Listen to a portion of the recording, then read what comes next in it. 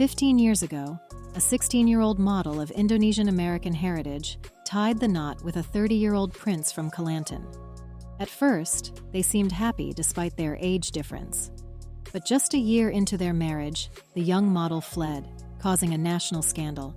And what she revealed afterward will leave you astonished. Curious why Manohara left her husband? Watch the full video to uncover the answers. Remember to show some love by liking the video, hitting that subscribe button, and turning on notifications for future updates. The royal family of Kelantan. Over the years, they've been linked to many beautiful women and models, bringing attention to their rare relationships. For example, Prince Muhammad Faiz got a lot of attention when he married a beautiful Swedish woman when he was 45.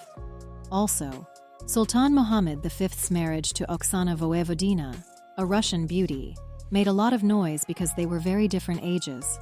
He was 49 and she was 26. Oksana, who used to be a model and beauty queen, got into a scandal when the Sultan left her after only a year of marriage, even though their son had already been born. Manohara's story begins on February 28, 1992, in Jakarta, Indonesia.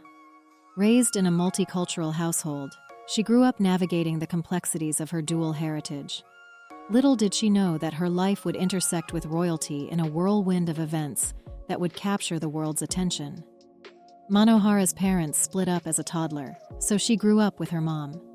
They lived in France for a while before moving back to Indonesia in 2006. With her mixed background, Mano had a unique and stunning beauty that caught everyone's eye.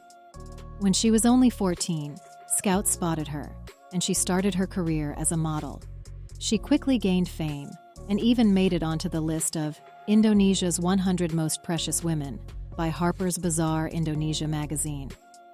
But in December 2006, when she was almost 15, Manohara got invited to a fancy dinner in Kuala Lumpur by Malaysia's Deputy Prime Minister, Najib Razak. And guess who she met there? Her future husband, Prince Muhammad Fakhri, is from the Kelantan royal family. Even though Manohara was very young, Prince Fakhri fell in love with her as soon as he saw her. Everyone she met was struck by how beautiful she was. After meeting several times, Prince Fakhri told Mano's mom he wanted to marry her. So, on August 17, 2008, Mano and her family visited the Kelantan palace to meet the Sultan and his wife. At that time, Mano had just turned 16, and there were some issues because there was no letter from the Indonesian embassy. But despite these challenges, the marriage eventually happened, even though there was a big age difference. Their wedding was a small affair with only close family and friends. After the wedding, Mano was given the title Cik Puan and officially became part of the Kelantan royal family. She attended many events with her new husband and was loved by the people. At first, everything seemed fine in public, and Mano appeared happy. But things were different behind closed doors. Just 2 months after getting married, Mano tried to leave and return home, saying that she was treated poorly by her husband. However, nobody believed her, and she was sent back to the palace. Mano continued to have problems in her marriage even though she was having a hard time.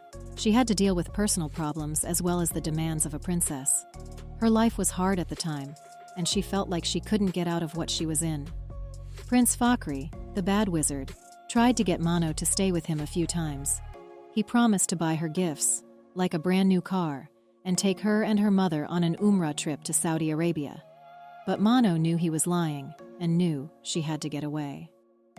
Back at the castle, Prince Fakhri locked Mano in her bedroom and used strange potions to keep her quiet. It was making her feel weak and dizzy, and she knew she had to get away. Prince Fakhri even forced her to take a drug that could make her pregnant quickly, hoping to trap her forever.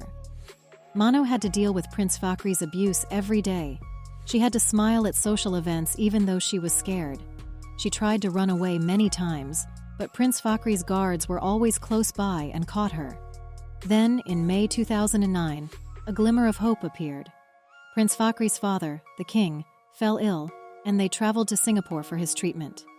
With Prince Fakhri distracted by his father's illness, Mano seized her chance.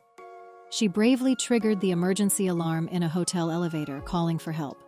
Security guards rushed to her aid, and Mano pleaded for freedom. Seeing her desperation, the guards allowed her to escape, and she fled into the night, determined to never look back. With courage in her heart and freedom in her mind, Mano embarked on a journey to reclaim her life and end Prince Fakhri's wickedness once and for all.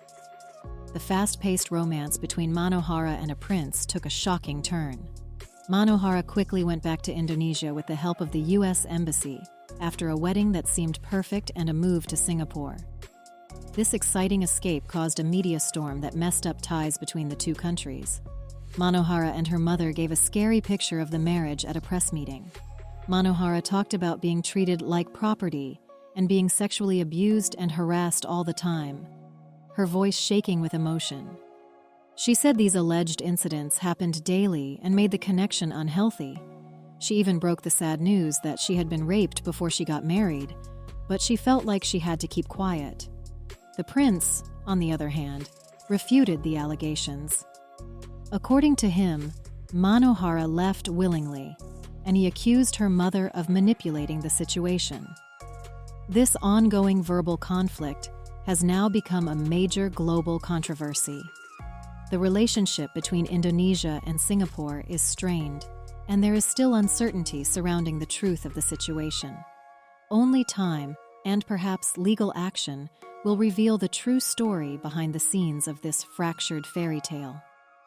During the summer of 2009, Mano was in a legal battle in Malaysia's Islamic Sharia court, brought upon by Fakhri. Ultimately, Fakhri emerged victorious, with the court ruling that Mano must return to her husband and settle a debt of $1.8 million. Mano cleverly evaded appearing in court, skillfully sidestepping any potential threat to their freedom, all thanks to Fakhri's powerful political connections. Shortly after, they divorced. Now, nearly 15 years later, Mano, 32, has flourished. She resumed her studies, pursued modeling, and embraced activism, particularly in animal and environmental conservation. Reflecting on her tumultuous past, she's grateful for her resilience and current health. Determined to achieve her goals, she remains active in her homeland, dedicating herself to rescuing and rehabilitating animals and protecting natural habitats. From legal battles to personal growth, Mano's journey is a testament to resilience and determination. Mano stays active on Instagram, teaming up with fashion brands and makeup lines, radiating more happiness and beauty than ever. On the flip side, Prince Fakhri faced a downfall in 2010 when suspicions arose about his involvement in a bodyguard's shooting, leading to him losing his title. Mano's journey shows that being a prince's wife isn't always a fairy tale. In real life, marrying into royalty can be a letdown or even a scary experience. It's a reminder that shadows and struggles can be behind the glitz and glam. What's your take on this story? Share your thoughts in the comments below. If you enjoyed the video, don't forget to give it a thumbs up. And if you crave more content like this, hit that subscribe button and turn on the notification bell.